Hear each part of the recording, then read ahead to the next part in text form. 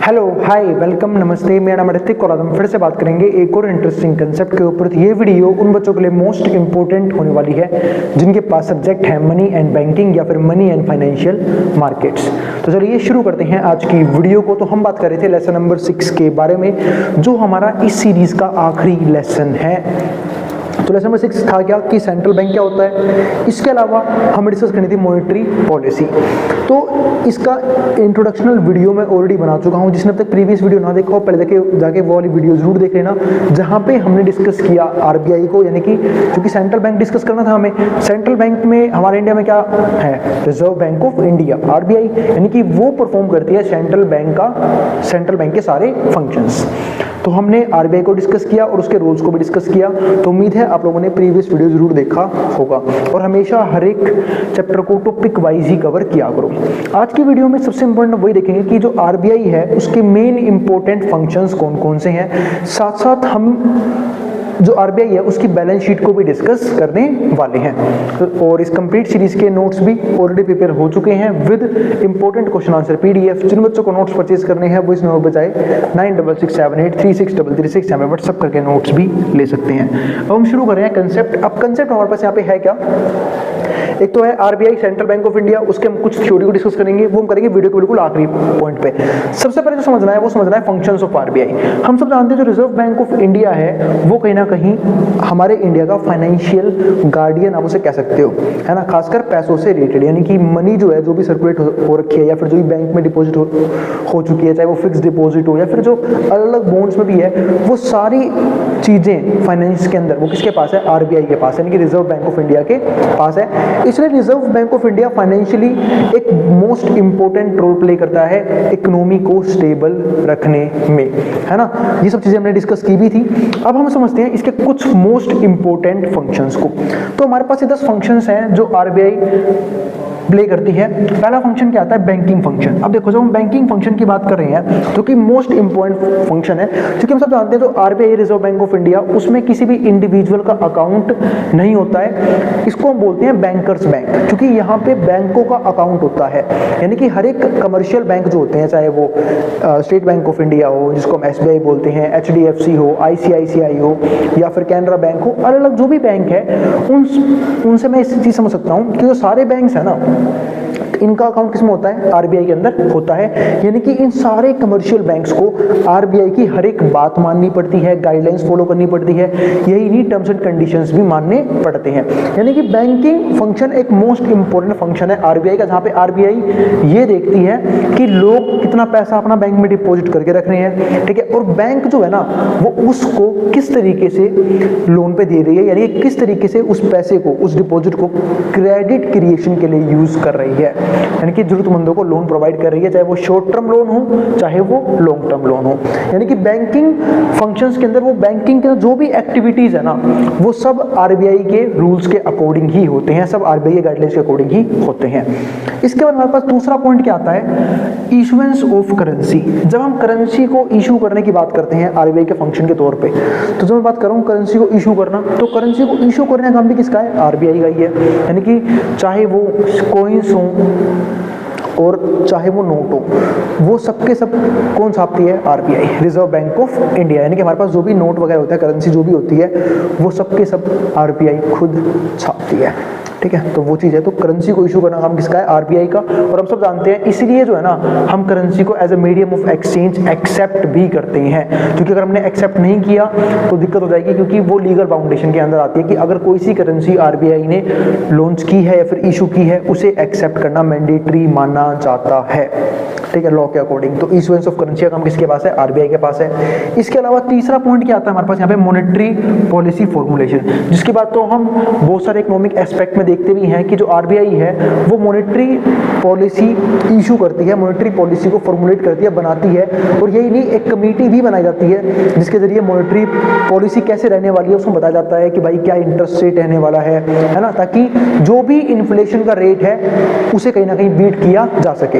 हम सब जानते हैं इन्फ्लेशन एक बहुत बड़ी प्रॉब्लम है इकोनॉमी के लिए, तो इन्फ्लेशन को कम रखना बहुत जरूरी होता है। उस चीज के लिए जो आरबीआई है वो अलग तरह की पॉलिसीज इशू करती है, ठीक है, और खासकर यूज करती है मॉनेटरी पॉलिसी को। तो इसलिए मॉनेटरी पॉलिसी एक मोस्ट इंपॉर्टेंट पॉलिसी बन जाती है जहां पे इंटरेस्ट रेट को इन्फ्लुएंस करके मनी सप्लाई को चेंज किया जाता है और जिसके हिसाब से इन्फ्लेशन जो है हम उसकी सिचुएशन से बाहर आ सकते हैं। इसके बाद हमारे पास फोर्थ पॉइंट क्या आता है, पब्लिक डेट मैनेजमेंट। अब पब्लिक डेट मैनेजमेंट का मतलब क्या है कि यहाँ पे गवर्नमेंट के डेट को मैनेज करने का काम भी किसके पास है, आरबीआई के पास है। हम सब जानते हैं कि जो गवर्नमेंट है वो भी डेट लेती है, क्योंकि पब्लिक का मतलब यहाँ पे क्या है, गवर्नमेंट है, गवर्नमेंट भी डेट लेती है, क्योंकि गवर्नमेंट को भी अपने कामों के लिए उधार की जरूरत पड़ती है। हम सब जानते हैं जो गवर्नमेंट है वो अपना एक बजट बनाती है 1 फेब को आने वाले फाइनेंशियल ईयर के लिए, यानी कि 1 अप्रैल से लेके 31 मार्च तक के लिए। लेकिन दिक्कत क्या है उस बजट के साथ कि वो बजट जो बनाया गया है वो जरूरी नहीं कि जितना खर्चा करना है उतना रिवेन्यू गवर्नमेंट के पास आ ही जाए। इसलिए आपने देखा होगा कि बहुत बार ना गवर्नमेंट जो है बजट में डेफिसिट शो करती है, यानी कि गवर्नमेंट का रिवेन्यू कम होता है और गवर्नमेंट के एक्सपेंडिचर ज़्यादा होते हैं, और उन एक्सपेंडिचर को, उन बेसिक नीड्स को फुलफिल करने के लिए गवर्नमेंट को पैसा उधार पे भी लेना पड़ता है, चाहे वो आरबीआई से हो, ठीक है, या फिर वर्ल्ड बैंक यानी कि आईएमएफ से मान लेते हैं, इंटरनेशनल मॉनेटरी फंड, ठीक है। तो जरूरी होता है, तो उस फंड को, उस डेट को मैनेज करने का काम किसका होता है, आरबीआई का होता है। तो इसलिए हम इसको क्या बोलते हैं, पब्लिक डेट मैनेजमेंट। इसके बाद हमारे पास अगला पॉइंट क्या आता है, 5th पॉइंट। और ध्यान रखना जो बैंकिंग फंक्शंस है ना, ये सेक्शन 17 का पार्ट है और ये सेक्शन 22 का, इशुएंस ऑफ करेंसी। अब इसके बाद हमारे पास फॉरेन एक्सचेंज मैनेजमेंट। फॉरेन के एक्सचेंज को बनाए रखना ही बहुत जरूरी है। अब बात आती है फॉरेन एक्सचेंज मैनेजमेंट होता क्या है। पहले तो आप ये बताओ कि फॉरेन एक्सचेंज क्या होता है, मैनेज करना तो बाद में समझेंगे। हम सब जानते हैं कि हमारे पास हर एक फॉर्म में करेंसी होती है, जैसे कि हमारे पास डॉलर्स भी होते हैं करेंसी की फॉर्म में, हमारे पास INR इंडियन रुपीस भी होते हैं, वो तो होते ही हैं सबके पास ट्रांजैक्शन करने के लिए। पर हमारी जो देशी गवर्नमेंट है वो डॉलर वगैरह को अपने पास रिजर्व में एज मेंटेन करती है, फॉरेन रिजर्व में, अलग देशी करेंसी को। ऐसा क्यों क्या होता है समझते हैं पहले इस चीज़ को। जैसे फॉर एग्जाम्पल अगर मान लेते हैं कोई फॉरनर इंडिया में आया है, मान लेते हैं कोई अमेरिका से इंडिया में आया, तो वो अमेरिकन डॉलर लेके इंडिया में आएगा, लेकिन दिक्कत क्या है, क्या वो डॉलर में यहाँ पे ट्रांजेक्शन कर पाएगा? आप बोलोगे बिल्कुल नहीं, है ना, यानी कि दुकान पर जाके वो डॉलर देके चीजें नहीं खरीद सकता। तो वो सबसे पहले क्या करता है, बैंक से कांटेक्ट करता है और अपने डॉलर को कन्वर्ट करता है उस देश की करेंसी में। यानी कि फॉर एग्जांपल, इस एग्जांपल में एक फॉरेनर हमारी कंट्री में आया तो वो डॉलर को पहले INR में यानी कि इंडियन रुपीस में कन्वर्ट करवाएगा और उसके बाद ही वो उस करेंसी की हेल्प से ट्रांजैक्शंस कर सकते हैं। तो इस तरीके से क्या होता है कि हमारे देश में जो करेंसी है फॉरेन एक्सचेंज की वो बढ़ जाती है, यानी कि डॉलर्स बढ़ जाते हैं। अब जो डॉलर्स बढ़े हैं हमारे देश के अंदर, ठीक है, तो वो किसका पार्ट बन गए, फॉरेन एक्सचेंज मैनेजमेंट का। इनके फॉरेन एक्सचेंज आ गया, अब उसको मैनेज करने का काम भी जो है ना किसके पास होता है, आरबीआई के पास होता है, रिजर्व बैंक ऑफ इंडिया के पास होता है, ठीक है। तो ये हमारे पास क्या आता है, एक इंपॉर्टेंट पॉइंट यहाँ पे आता है, ठीक है। और आपको एक चीज बता भी दूं कि जो आरबीआई करेंसी इशू करती है ना उसके लिए भी कुछ कंडीशंस होती हैं। वो कंडीशंस में से क्या होती है कि 200 करोड़ का रिजर्व ना उसे मेंटेन करके रखना पड़ता है। 200 करोड़ का रिजर्व आरबीआई को मेंटेन करना पड़ता है, वो भी किस रेशियो में, 23:17 में, जिसमें से 23 हमारे पास क्या होगा, गोल्ड, बिस्किट की फॉर्म में प्योर गोल्ड 24 कैरेट का, है ना, सोना, और 17 हमारे पास क्या होगा, कैश की फॉर्म में ये रिजर्व रखा जाता है। और जब 200 करोड़ से फालतू जो रुपए आते हैं वही जो है ना आरबीआई क्या करती है, इतना उसके पास रिजर्व होता है, इससे ऊपर जो भी पैसा है ना वो जो आरबीआई वो इशू कर सकती है जनता के लिए, लोगों के लिए, उसे ये मेंटेन करके रखना पड़ता है। तो इस तरीके से कहीं ना कहीं फॉरेन एक्सचेंज की मैनेजमेंट भी हो जाती है। और 6th पॉइंट हमारे पास यहाँ पे क्या आता है, बैंकिंग रेगुलेशन एंड सुपरविजन। भाई अब जो बैंक्स हैं वो कोई दिक्कत ना करें, कोई धांधली ना करें, ट्रांसपेरेंसी रखे अपने काम में, उन सब चीज़ों के लिए बैंकिंग के रेगुलेशन का काम भी कौन करती है, आरबीआई करती है। और एक मोस्ट इंपॉर्टेंट फंक्शन है आरबीआई का कि भाई बैंक प्रॉपर तरीके से परफॉर्म कर रहे हैं या नहीं कर रहे, है ना, गाइडलाइंस को फॉलो कर रहे हैं या नहीं कर रहे, तो उनको उन पर नजर रखने का काम एज अ गार्डियन कौन करती है, आरबीआई करती है। तो ये चीज़ भी जरूर ध्यान रखना, ठीक है, क्योंकि बैंक को भी रेगुलेट करना बहुत जरूरी है, वरना बैंक जो है वो बहुत सारे, आपने देखा होगा बहुत सारे कई बार ऐसे भी इवेंट सामने आते हैं हमारे पास कि बैंक जो है वो अंदर ही अंदर बहुत से फाइनेंस को घुमाती रहती है, जिसकी वजह से बहुत ज़्यादा नुकसान हो जाता है कई बार बैंक्स को। फॉर एग्जाम्पल जब मैं एग्जाम्पल देता हूँ ऐसे बात होगा तो मेरे को ध्यान में आता है यस बैंक, जो कोविड में बिल्कुल ही ऑलमोस्ट फिनिश हो गया। फिनिश क्यों हो गया, उसका एक मेन रीज़न ये था कि यस बैंक ने ऐसे लोगों को लोन प्रोवाइड कर रखा था जो उसे पता था कि जनरली केस में डिफॉल्टर्स निकलेंगे, है ना, उनसे पैसा नहीं चुकाया जाएगा। ऐसे बिजनेस में लोन दे रखे थे जो शायद फ्यूचर में ना चलें, तो इसकी वजह से हुआ क्या कि लोगों का पैसा डूबना शुरू हो गया, ठीक है। और वो भी सिर्फ किस लिए, ताकि वो ज़्यादा इंटरेस्ट रेट कमा पाए, क्योंकि वो लोग उन्हें ज़्यादा इंटरेस्ट रेट ऑफर कर रहे थे। पर मेरे भाई जब प्रिंसिपल ही डूब जाएगा तो इंटरेस्ट रेट कितना ज़्यादा, क्या कवर कर लोगे आप उससे। तो वही चीज़ हुई, यस बैंक पूरी तरीके से क्या हो गया, फिनिश हो गया। तो वही चीज़ यहाँ पे है। तो पेमेंट बैंकिंग रेगुलेशन बहुत ज़रूरी है ऐसे केसेस में। इसके बाद हमारे पास 7 पॉइंट क्या आता है, payment and settlement system regulation, कि भाई जो पेमेंट है या फिर जो सेटलमेंट सिस्टम है बैंक्स का, वो प्रॉपर तरीके से काम करना चाहिए।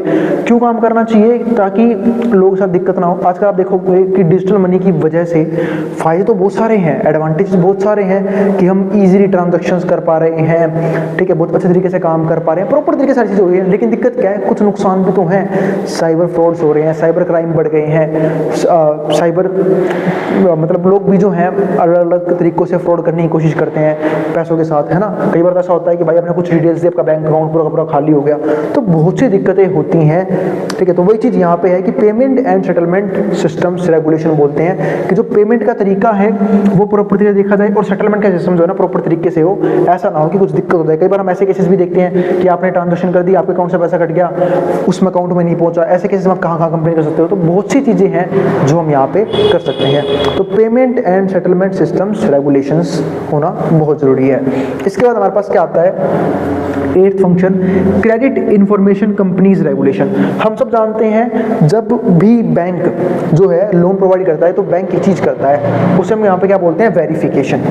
बैंक करता है वेरिफिकेशन उस पर्टिकुलर पर्सन की, उस पर्टिकुलर पर्सन के इनकम की, उस पर्टिकुलर बिजनेस की जिसके लिए लोन दे रहा है। यानी कि वेरिफिकेशन जो है ना एक बहुत इंपॉर्टेंट चीज़ है, जिसको हम क्या बोलते हैं, क्रेडिट इंफॉर्मेशन। कि बैंक भी उधार देने से पहले उस पर्सन का, जैसे सिविल स्कोर क्या होता है, उस पर्सन का बैकग्राउंड ही बताता है, या फिर अलग तरीके से उसका बैकग्राउंड चेक करते हैं, अलग तरीके से कहीं ना कहीं उसकी इन्फॉर्मेशन निकालते हैं, वेरिफिकेशन करते हैं उसकी प्रॉपर्टीज़ का, ठीक है। तो बहुत सी चीज़ें जो है ना वो बैंक करती है ताकि उसका पैसा डूबे ना, लोग डिफॉल्टर बन के सामने ना आए। वही चीज़ यहाँ पे है, credit information company credit information companies regulation.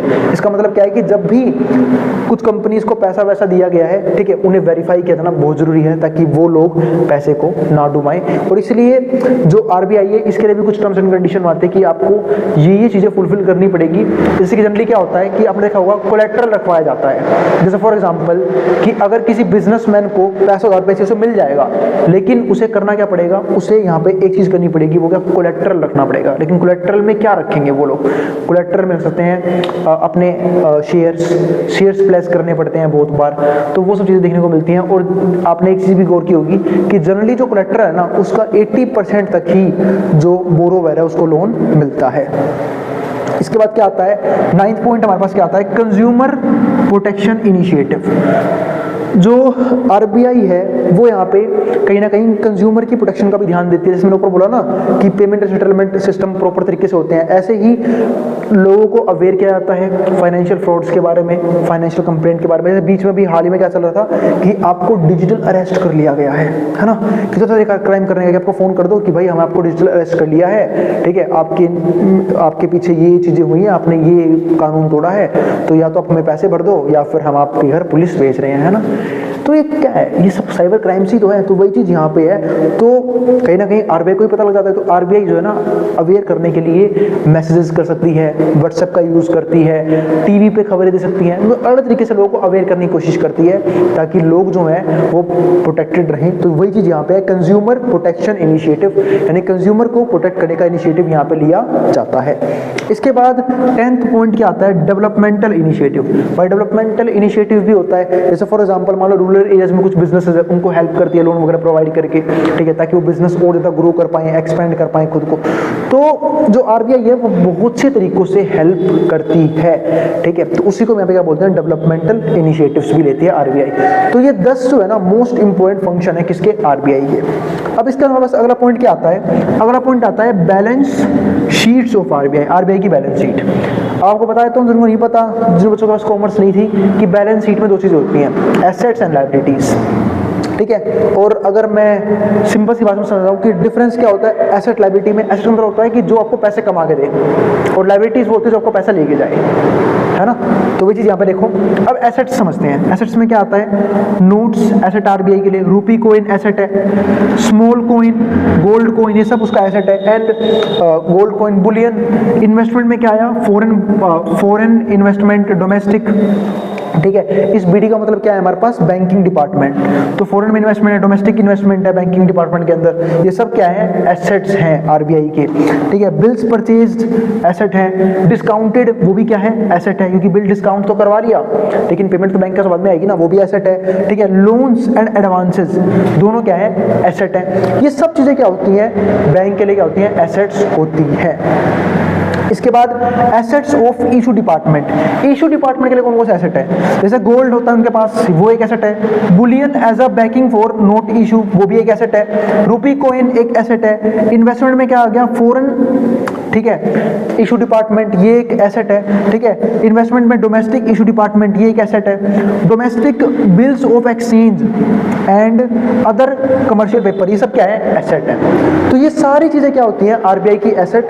और अगर मैं यहाँ पे टोटल एसेट की बात करूं तो टोटल एसेट हमारे पास यहाँ पे क्या आएगा, ठीक है, इसको हम क्या बोलते हैं, ID, issue department. Issue department क्या है, पूरा का पूरा एसेट है, ठीक है। इसके बाद जो भी हमारे पास आया है पैसा, देखते हैं क्या क्या है, कैपिटल है, वो लायबिलिटीज हैं, रिजर्व फंड है, लायबिलिटी है, अदर रिजर्व्स हैं, वो भी लायबिलिटी है, ठीक है। डिपॉजिट्स, वो भी लायबिलिटी तो है क्योंकि आज नकल तो पे करनी पड़ेगी, ठीक है। Other liability and provisions, investments in subsidiaries, other assets, ठीक है।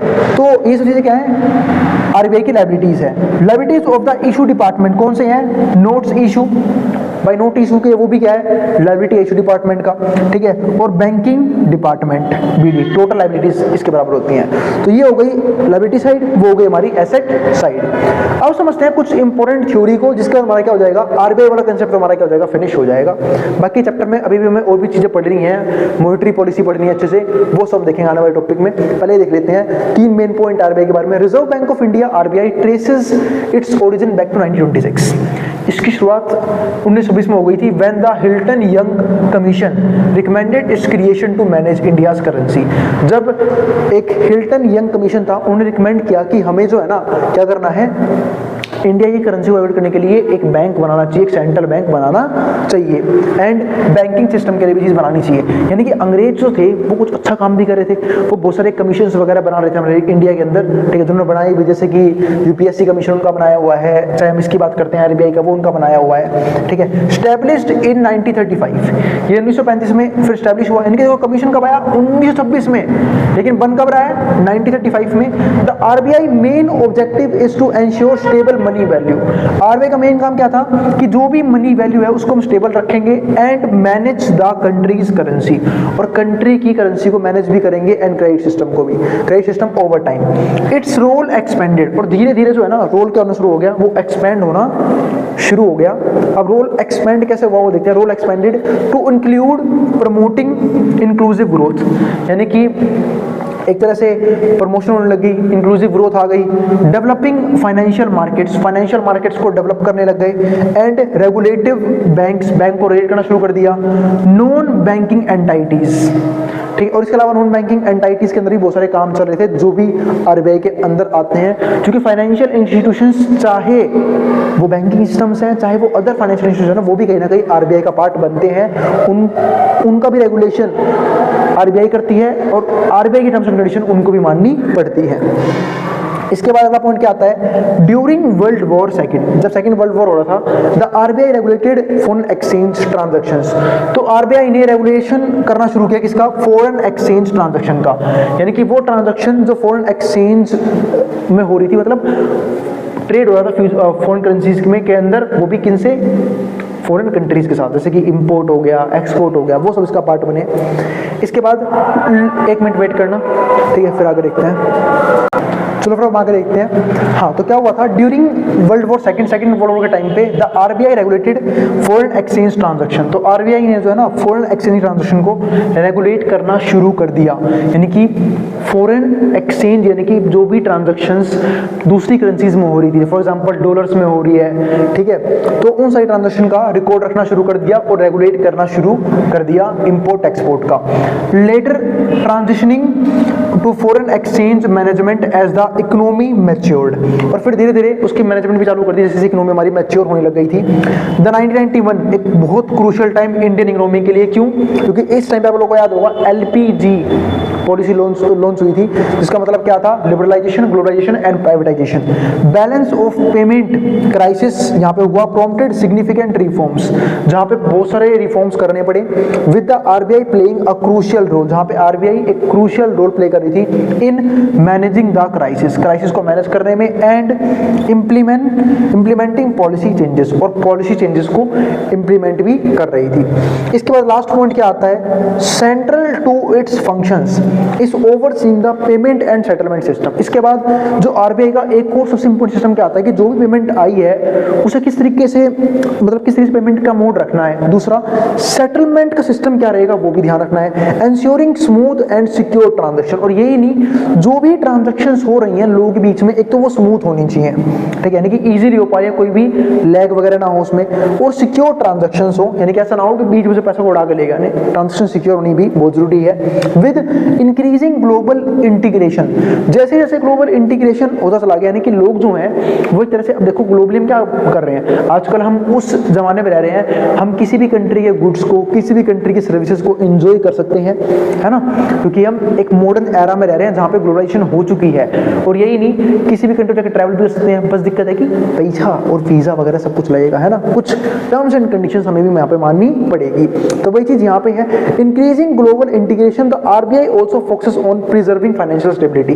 तो आरबीआई भी कोशिश कर रही थी कि जो फाइनेंशियल स्टेबिलिटी है उसको बचाए रखना बहुत जरूरी है, ठीक है, अमिडस्ट ग्लोबल इकोनॉमिक शॉक्स, और जो भी ग्लोबल इकोनॉमिक शॉक्स हैं, यानी कि ग्लोबल रीजन में जो भी शॉक्स आ रहे हैं हमें उससे ही बचना है, ऐसा ना हो कि उसका इंपैक्ट हमारे फाइनेंशियल सिस्टम पे भी पड़े। मेकिंग इट क्रूशियल इंस्टीट्यूशन, और इसे क्रूशियल इंस्टीट्यूशन बना के फॉर इंडियाज इकोनॉमिक वेलबींग, और इंडिया की इकोनॉमी क्या होती चली गई? अच्छी होती चली गई आरबीआई के जरिए। और आज हम देखते भी हैं कि पेमेंट सिस्टम तो हमारा इतना इजी कर दिया गया है कि हम जो है वो इजीली पेमेंट कर पा रहे हैं कहीं पे भी, यहाँ बैठे बैठे अगर हमें इंटरनेशनल पेमेंट करनी है वो भी कर सकते हैं, अपने इंडिया के अंदर भी पेमेंट कर सकते हैं कहीं पे भी, ठीक है। तो ट्रांजेक्शन्स करना मेरे हिसाब से काफी ईजी हो गया है, यानी कि अब तो कैश कैरी करने की जरूरत भी नहीं पड़ती है ना। आजकल तो क्या है, रेडी वाले भी क्यूआर कोड ले घूमते हैं, है ना, हर एक छोटा मोटा वेंडर क्यूआर कोड ले घूम रहा है, आप चाहो तो डायरेक्ट उसकी ऑनलाइन पेमेंट कर सकते हो। लेकिन उसका एक नुकसान भी है कि सारी ट्रांजैक्शन गवर्नमेंट के खाते में आ रही है, गवर्नमेंट को पता लग रहा है कि लोग कितनी ट्रांजैक्शंस कर रहे हैं, कितना प्रॉफिट हो रहा है और कितना लॉस हो रहा है ना, सब चीज का पता गवर्नमेंट को यहाँ पे लग रहा है। तो उम्मीद है आपको ये वाला टॉपिक समझ में आ गया है। फिर भी कोई भी क्वेरी, कोई भी डाउट बच गया हो, आप कमेंट बॉक्स में कमेंट कर देना, और अगर वीडियो पसंद आए तो वीडियो को लाइक कर देना और चैनल को सब्सक्राइब भी कर देना इसी वीडियोस के लिए। उन बच्चों में शेयर भी कर देना जिन बच्चों का एग्जाम होने वाला हो सेम सब्जेक्ट का। अब मिलेंगे अगली वीडियो में जहाँ पे हम बात करेंगे इसके नेक्स्ट कंसेप्ट के बारे में। नोट्स के लिए आप इस नंबर पर नोट्स भी ले सकते हैं, आप इसको जो उतारना उतार सकते हैं बोर्ड के सामने से।